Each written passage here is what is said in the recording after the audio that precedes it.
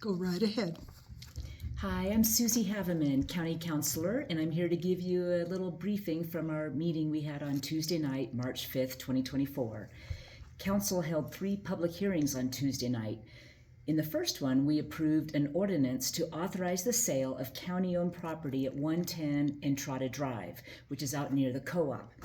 The developer will purchase this 6.3-acre parcel for $1.6 million, and the terms of the agreement state the final site plan will include about 50,000 square feet of lab and office space and about 10,000 square feet of greenhouse space, plus parking.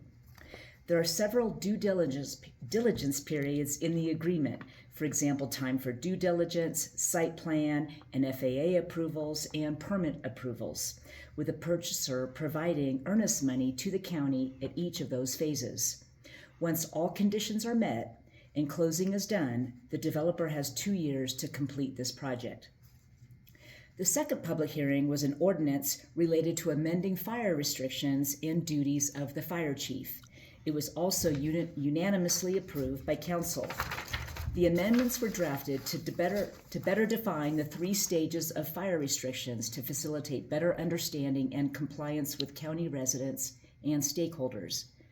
An ultimate objective is to streamline implementation and enforcement processes in order to strengthen the county's overall wildlife prevention strategy. The third public hearing was a resolution to authorize county to participate in local DWI grant and distribution program and was also approved unanimously.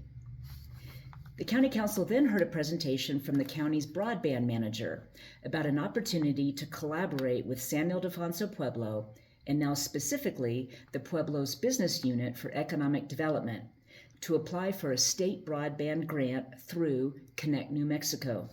The project being proposed is a new middle-mile fiber optic line connecting ReadyNet fiber in Pojoaque to existing county-owned fiber lines in White Rock, thus enabling connectivity to Los Alamos County as a whole.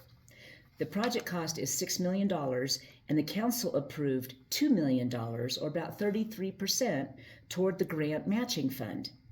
The minimum match requirement was 25%. The Connect New Mexico statewide grant program will be very competitive, and council wanted to allocate as much as possible within previously budgeted provisions to maximize the potential for receiving grant funding.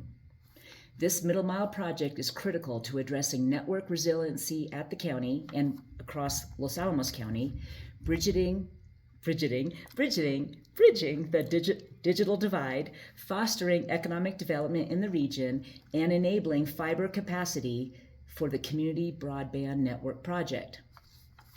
More techie details can be found in the March 5th agenda packet, and more details will be forthcoming if and once this is funded. Next, we received a comprehensive presentation from our sustainability manager and the Cascadia Consulting Group about our climate action plan. We reviewed the results of the sector-based greenhouse gas emissions inventory and discussed reduction target options and the various actions needed to reduce emissions and reduce our carbon footprint. 40 proposed actions and strategies were grouped into categories of buildings and energy, transportation and land use, materials and consumption, natural systems and water resources, community resilience, and well-being. No action nor vote was taken, but there was majority agreement for staff to proceed with preparing various budget options for consideration during the budget hearings that will begin mid-April.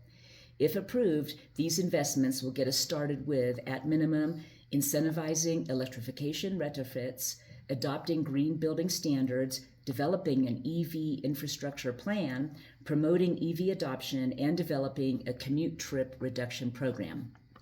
We then moved on to other council business, including the appointment of 2 new members to the Parks and Recreation Board, Ian Zollinger and Summer Schaffler.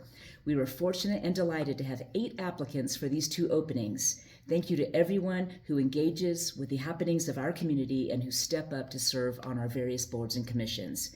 And remember, if you want to stay apprised, be sure to subscribe to the County Line newsletter that comes out every Friday afternoon. Thanks again for listening and paying attention to what's going on with your local county government.